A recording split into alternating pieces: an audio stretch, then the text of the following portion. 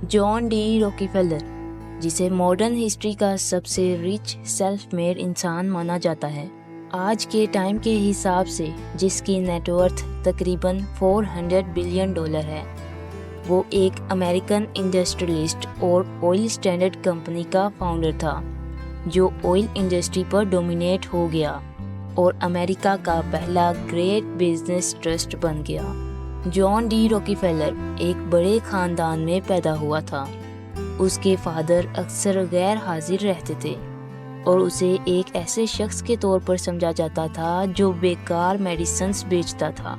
लिहाजा रॉकफेलर को young age से ही फैमिली की ज़रूरत पूरी करने में मदद करने की ज़रूरत थी और उन्होंने अजीबोगरीब काम किए, जैसे कि पड़ोसियों के टर्कियों की देखभाल करना और पोटैटो और कैंडी बेचना।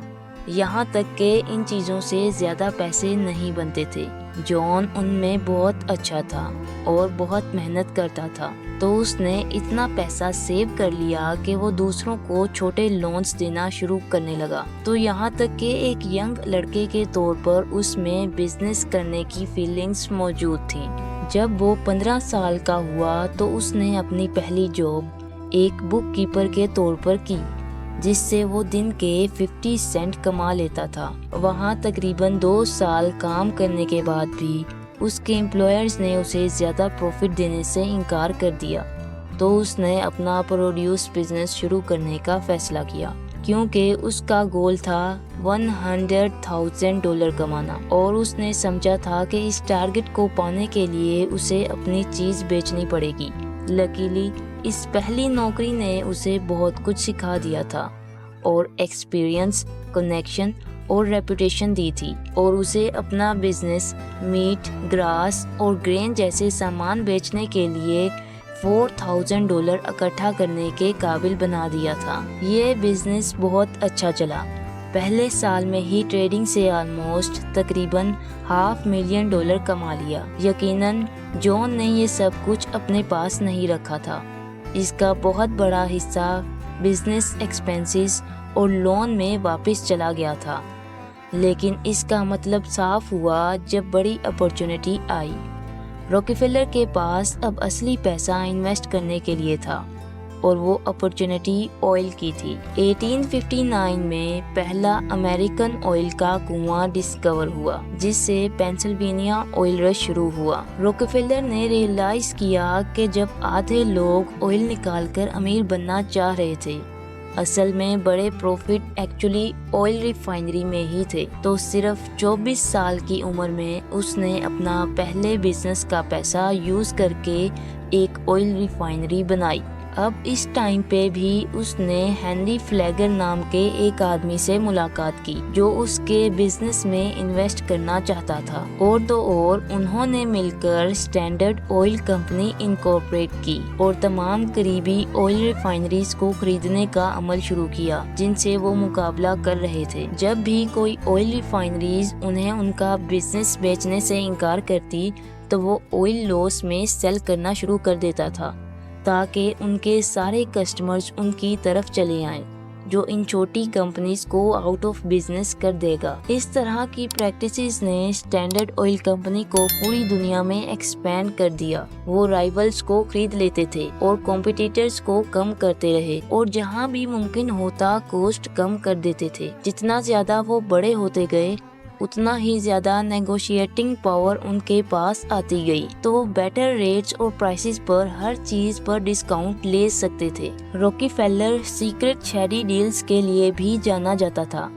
इस तरह इन सब फैक्टर्स को मिला के 1870s तक रॉकफेलर की ऑयल कंपनी ने दुनिया के 90% ऑयल रिफाइनिंग इंडस्ट्री पर काबू पा लिया था। उसने ऑयल रिफाइनरीज के मालिकों को भी हायर कर लिया जो उसने बोर्ड के ट्रस्ट के तौर पर खरीदे थे, जिसका मतलब था कि सबसे स्मार्टेस्ट ऑयल एक्सपर्ट एक ही सुपर कंपनी के अंदर काम कर रहे थे। रॉकफेलर उनका हेड था। उनके पास 20,000 ऑयल के कुएं थे और 100,000 एम्प्लॉइज थे और वो पीक पर था। कुछ लोग एस्टिमेट करते हैं कि उसकी टोटल वैल्यू आज ऑलमोस्ट $8 ट्रिलियन होगी। इस तरह का एम्पायर के बारे में सुना था। देखा नहीं गया था, बट रॉकीफेलर अभी तक मुकम्मल नहीं हुआ था। इस टाइम पर दो सबसे बड़े इंडस्ट्रीज ऑयल और रेल रोड्स थे, तो रॉकीफेलर ने डिसाइड किया कि वो ऑयल के साथ जो कर रहा था वही अब रेल रोड्स इंडस्ट्री के साथ भी करेगा। जैसे ही उसने और इंडस्ट्री पर मोनोपोलाइज करना शुरू किया, वो पब्लिक का एनिमी बन गया।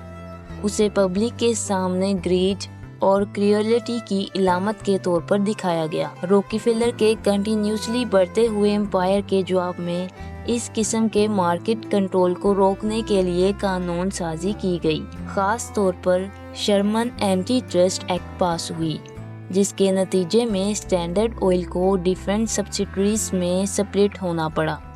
सिवाय वक्त के साथ बहुत सी इन सब्सिडरीज ने एक दूसरे के साथ सिंपली मर्ज कर लिया और आज भी मौजूद हैं, जैसे कि BP और शेवरॉन वगैरह। और रॉकीफेलर ने इन तमाम कंपनीज में उनके अलग होने के बाद भी अपना हिस्सा बरकरार रखा।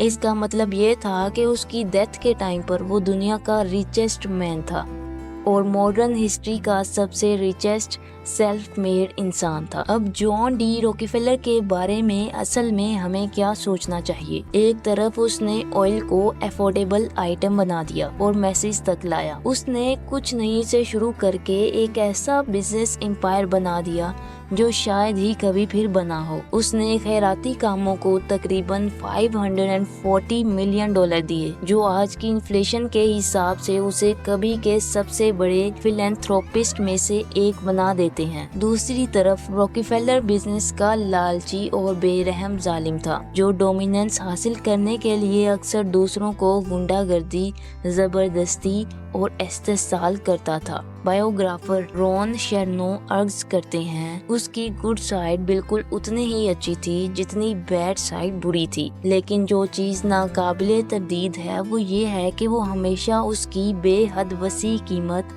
और उसके असरात के लिए याद रखा जाएगा। अगर वीडियो पसंद आई हो तो वीडियो को लाइक करें और चैनल को सब्सक्राइब करें।